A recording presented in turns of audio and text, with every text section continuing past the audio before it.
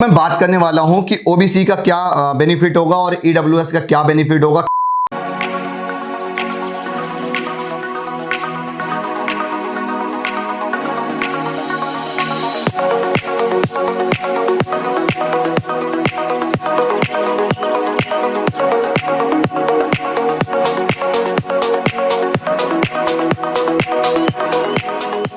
Hello everyone, this is Nikhil, I am from कैरिकिक services. तो यार जैसे कि प्रीवियस वीडियो जो था नीट की एक्सपेक्टेड कट ऑफ को लेकर था, बिकॉज अभी एक रिजर्वेशन जो पॉलिसी इंप्लीमेंट हुई है उसकी वजह से काफ़ी कुछ इफेक्ट देखने को हमको मिल सकता है जो नीट 2021 है, क्योंकि उसमें काफ़ी सारे फैक्टर्स मुझे ऐसे लग रहे हैं। तो उन सारी चीज़ों से रिलेटेड हम लोग बात करेंगे कि नीट 2021 का जो एक्सपेक्टेड कट ऑफ होगा उस पर क्या इफेक्ट पड़ सकता है, कितनी चीज़ों का उस पर फर्क पड़ेगा, और यहाँ पर अब जनरल का लॉस होने वाला है कि ओबीसी का बेनिफिट होगा कि ईडब्ल्यूएस का बेनिफिट होगा। इन सब पे हम लोग बात करेंगे। तो बेसिकली अभी अगर मैं बात करूँ इन जनरली, तो ओवरऑल जब मैं एनालिसिस कर रहा था तो मैंने देखा यार कि ओबीसी का बहुत ज़्यादा बेनिफिट नहीं होने वाला है। लिटिल बिट, मैं बोलूँगा कि 5% बहुत ज़्यादा, अगर अब बहुत ज़्यादा होगा देन, और क्योंकि कॉलेज वगैरह भी इंक्रीज कर रहे हैं तो इसलिए उस पर भी काफ़ी कुछ फर्क पड़ेगा। हाँ, लेकिन यहाँ पर ईडब्ल्यूएस का मैं बोलूँगा कि बेनिफिट देखने को मिल सकता है। और यार कुछ अपडेट ये है कि नीट का डेट एक्सटेंड कर गया है, तो अगर आपने अभी तक एप्लीकेशन फॉर्म नहीं अप्लाई किया है, आपने आयुष वगैरह का कुछ भी आप कोर्सेज का देख रहे हो या एमबीबीएस का देख रहे हो, तो फॉर्म अप्लाई कर दीजिए। एडिशनल चीज ये है in terms of OBC reservation या ईडब्ल्यूएस रिजर्वेशन के बिहाफ पे, तो आपको क्या करना है कि अगर आपने अभी तक फॉर्म में जनरल फिल कर रखा है, तो अगर आप ईडब्ल्यूएस बनवा सकते हैं किसी भी तरह से, तो देन आप उसको बनवा लीजिए। तो उसमें एक आपका मेजर रिजर्वेशन फैक्टर आपको देखने को मिल सकता है, बिकॉज 10% का रिजर्वेशन है, बहुत ज़्यादा नहीं है। लेकिन जो अलॉटिंग थी अभी तक की ईडब्ल्यूएस के कैंडिडेट की in terms of good rankers, तो अभी डेटा को लेकर हम बात करेंगे तब चीज़ें पूरी ब्रीफ में समझ में आएंगी। तो जैसे कि ईडब्ल्यूएस के अभी तक बच्चे थे उनको कम सीट मिल रही थी जनरल कैंडिडेट में। अभी तक क्या होता था, जनरल की सारी सीट होती थी ऑल इंडिया कोटे में, जो 15% का जो कॉलेज वाला कोटा है, हर एक स्टेट की 15% वाले कॉलेज आते हैं, वो जाकर ऑल इंडिया कोटे में एमसीसी में पार्टिसिपेट करते थे। तो उनमें अभी तक रिजर्वेशन नहीं हुआ करती थी ओबीसी की और ईडब्ल्यूएस पे। इस पे हम पूरा वीडियो बना चुके हैं, आप उसको जाकर देख लीजिएगा। अगर इसमें कुछ समझने में कुछ डाउट क्वेरीज हैं तो आपको आई होप वहां से डाउट्स आपके काफी सारे क्लियर हो जाएंगे। अब हम थोड़ा सा डेटा पर आते हैं। जो एक्सपेक्टेड डेटा है लास्ट ईयर के भी आप पर है, कितना ईडब्ल्यूएस का बेनिफिट होगा। मैं ऐसा क्यों कह रहा हूं कि अगर आपने अभी तक जनरल डाल रखा है तो करेक्शन विंडो जब ओपन हो तो ईडब्ल्यूएस करके कुछ करो, तो आपके लिए काफी ज्यादा बेनिफिशियल रहेगा। आप कैटेगरी का कुछ रिजर्वेशन का कुछ फायदा आप उठा सकते हो। तो अगर आप देख रहे हो यहाँ पर जो सबसे पहला पॉइंट है नीट 2021 में एक्सपेक्टेड कट ऑफ में क्या है फर्क पड़ेगा। एक्सपेक्टेड इट्स मीन आप सिंपली ऐसे कह सकते हो जो ऑल इंडिया कोटे की जो काउंसलिंग होगी 15% की, उस पर क्या फर्क पड़ने वाला है।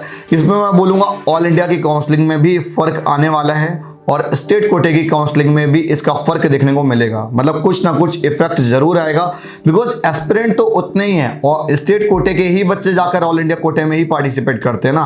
काफ़ी सारे स्टेट्स ऐसे भी हैं जहां पर गोल्डन अपॉर्चुनिटी उनके लिए है, जहां पर स्टेट्स में मेडिकल कॉलेज कम है, तो उनकी अगर रिजर्वेशन है तो उनके लिए बेनिफिट होगा स्पेशली।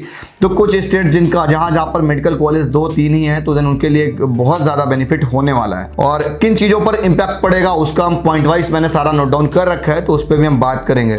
और एमसीसी की पॉलिसी के रिजर्वेशन का जैसे कि चेंज हुआ है, आपको पता होगा। कुछ डेटा मैंने प्रीवियस ईयर के बिहाफ पर लिया हुआ। टोटल जो सीट्स थी 4308 थी, उनमें से जनरल कैंडिडेट का ये था। और अब यार यहाँ पर थोड़ा सा जो मैंने पॉइंट लिया हुआ है, अलॉटेड कैटेगरी और कैंडिडेट कैटेगरी में डिफरेंस है। अलॉटेड कैटेगरी सबकी जनरल हुआ करती थी, वो कैंडिडेट ओबीसी हो या ईडब्ल्यूएस हो तब भी जनरल हुआ करता था, क्लियर। अब जो ओबीसी होगा उसको ओबीसी की सीट अलॉट होगी, राइट।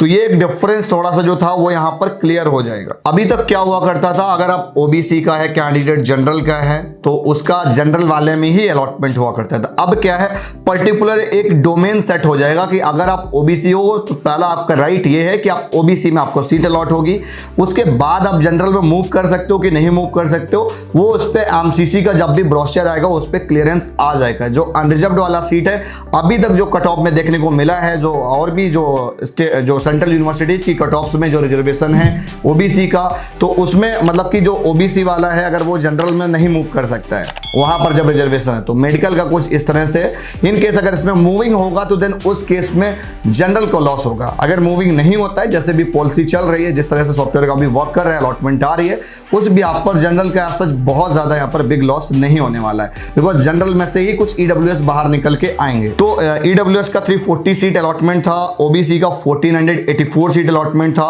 अब आफ्टर रिजर्वेशन, अब जब रिजर्वेशन लग जाएगा तो सीट कुछ लिमिटेड हो जाएंगी। ईडब्ल्यूएस के लिए 430 सीट्स है ना, और 1200 समथिंग ओबीसी वाले कैंडिडेट का जो सीट आ जाएगा, और जनरल के लिए 2715 समथिंग कुछ सीट आ जाएंगी। ये वो सीट्स है जो 15% ऑल इंडिया कोटे में जाकर पार्टिसिपेट करती हैं। तो यहाँ पर थोड़ी सी एक रिजर्वेशन कुछ हमको इस तरह से हो जाएगी एक अलॉटिंग के टर्म्स में। अब मैं बात करने वाला हूँ कि ओबीसी का क्या बेनिफिट होगा और ईडब्ल्यूएस का क्या बेनिफिट होगा, क्या क्या चीज़ें चेंज होने वाली हैं। अभी काफ़ी कुछ चेंजेस चल रहे हैं, जैसे कि medical number of medical college भी बढ़ेंगे, वहाँ पर भी रिजर्वेशन पॉलिसी लगेगी, नंबर ऑफ सीट भी बढ़ेगी कैटेगरी वाली। नंबर ऑफ जब मेडिकल कॉलेज बढ़ेंगे तो आपको सिंपल सी बात है, सीट बढ़ेंगी, रिजर्वेशन पॉलिसी इंप्लीमेंट होगी, उनमें से भी सीट्स बढ़ेंगी कैटेगरी वाइज। अब उसके बाद वहां पर फायदा उनका होगा जिनके होम स्टेट में कम गवर्नमेंट कॉलेज हैं, बेनिफिट उन्हीं का होने वाला है जहां पर कम है, और देन वो अदर स्टेट में मूव कर सकते हैं। अब जिस स्टेट में कुछ 2, 3, 4, 5 कॉलेज हैं या एट एन एवरेज हैं या कम अच्छे कॉलेज हैं, तो वो अदर स्टेट की तरफ मूव कर सकते हैं, तो उनके लिए एक अच्छा कॉलेज मिलने की भी प्रोबेबिलिटी बढ़ सकती है। इट्स मीन कि अब जो काउंसलिंग है ना, कि थोड़ा सा और बेहतर तरीके से आपको और करनी होगी, आपको और डेटा रिसर्च आउट करना होगा, क्योंकि अब जो है थोड़ा सा वेरिएशंस देखने को मिल रहे हैं। अभी तक चीजें क्या थे, कंसिस्टेंट थी, बहुत ज्यादा सीट्स वगैरह में वेरिएशन नहीं आ रही थी। अब एक पॉइंट मैं यहाँ पर और बोलूंगा, क्योंकि कुछ जगह का स्टेट कोटे में जब लोग पार्टिसिपेट करते हैं या वहां पर आप एडमिशन लेते हो, फॉर एग्जाम्पल जैसे कि हरियाणा का मेरे को आइडिया है, तो हरियाणा में क्या है कि वहां पर गवर्नमेंट पॉलिसी का फीस स्ट्रक्चर का कॉन्सेप्ट अलग है। तो मैं बोलूंगा कि जो लोग अदर स्टेट से हैं, तो कुछ जगह हो सकता है मे बी गवर्नमेंट कॉलेज में कट ऑफ थोड़ा सा डाउनफॉल देखने को मिले। मतलब कुछ आपको ऐसे कॉलेज मतलब स्टेट आइडेंटिफाई करने होंगे जब आप ऑल इंडिया कोटे की काउंसलिंग करोगे, जहां पर मतलब कि ज़्यादा ऑप्शंस हो, कॉलेज ज़्यादा हो, उनका फीस का कुछ टर्म्स एंड कंडीशन हाईली हो, तो आपको थोड़ा सा लो कट ऑफ में मिलने के चांसेस बन सकते हैं। लो इन सेंस की नॉट मीन की यार 200-300 में कुछ मिलने वाला है, लो इन सेंस की जो आपको 620 पे मिलने वाला था वो 617 पे आपको मिल जाएगा, 615 पर मिल सकता है अगर आपकी रिजर्वेशन है तो, अगर आपने बेटर तरीके से काउंसलिंग की तो। सीट जो अभी तक एक इसमें भी चेंज आएगा, जो ऑल इंडिया कोटे की राउंड 2 के बाद में जो स्टेट कोटे को जो सीट ट्रांसफर होती थी उसमें भी कुछ वेरिएशन देखने को मिलेगा। तो अभी तक मैक्सिमम सीट ट्रांसफर हो जाया करती थी, मतलब कि मैक्सिमम इन सेंस की लगभग 10-15%, 20% तो सीट ट्रांसफर हो जाती थी। तो यहाँ पर अब जो सीट ट्रांसफर होंगी उसका जो रेट होगा वो लेस हो जाएगा। अब जो अलॉटमेंट होंगी वो ज्यादा होंगी, देन बिकॉज जो एस्पिरेंट होगी ऑल इंडिया कोटे में बढ़ने वाले हैं। अभी तक जो जनरल हुआ करता था या ओबीसी कैटेगरी का होता था वो ऑल इंडिया कोटे में बेसिकली ट्राई नहीं करता था, या ईडब्ल्यूएस का होता था वो ट्राई नहीं करता था, बिकॉज उसको पता था इसको स्टेट कोटे में ही उसको रिजर्वेशन मिलेगा, तो वो स्टेट कोटे में अपना इजीली पार्टिसिपेट करता था। इससे क्या होगा, ऑल इंडिया कोटे में नंबर ऑफ एस्पिरेंट बढ़ने वाले हैं, एक तरीके से आप ये समझ सकते हो। तो ये मॉपअप राउंड में जो सीट ट्रांसफर होती थी तो कहीं ना कहीं स्टेट कोटे के भी कट ऑफ्स में इफेक्ट पड़ेगा। अब वो सीट कम आती है वहां से कि ज्यादा आती है, वो तो काउंसलिंग जब होगी देन तभी पता चलेगा। ये थोड़ा सा अनएक्सपेक्टेड है। अभी जो मुझे लग रहा है कि मैक्सिमम सीट ऑल इंडिया में जिस तरह से अलॉट होती है मेजोरिटी ऑफ सीट्स, तो देन ज्यादातर सीट्स अलॉट होंगी आई होप। और अब अगर मैं बात करूं होम स्टेट कोटे में, जैसे कि बहुत सारे यूपी के बच्चे होंगे जो कि अदर स्टेट में जाके एडमिशन ले रहे होंगे, फॉर एग्जांपल जैसे कि किसी ने एमपी में ले लिया जो मूविंग होगा कैटेगरी वाइज, या राजस्थान में ले लिया, या और भी किसी स्टेट में अच्छा कॉलेज है, टॉप कॉलेज है, वहां पर जाके ले लिया। तो वहां से क्या होगा, जो स्टेट कोटे का बच्चा होगा जो यूपी का था वो तो कहीं ना कहीं मूव कर गया। सिंपली जो ऑल इंडिया कोटे में जब काउंसलिंग होगी तो कहीं ना कहीं कैटेगरी वाला बच्चा होगा स्टेट कोटे से निकल के अदर स्टेट में जाने लगेगा। तो जब वो एक ऑलरेडी उसको सीट अलॉट हो जाता है तो फिर वो ज्यादा काउंसलिंग में अपने स्टेट कोटे में इंटरेस्ट नहीं शो करता है। तो ये थोड़ा सा एक फैक्टर अपने आप में। स्टेट कोटा काउंसलिंग जब गैदरिंग बढ़ जाएगी ऑल इंडिया कोटे में, तो उसमें जब स्टेट कोटा की जो होगी तो वहां पर थोड़ा सा ऑडियंस रिटेंशन हमारा कम हो जाएगा, कम लोग वहां पर पार्टिसिपेट कर रहे होंगे।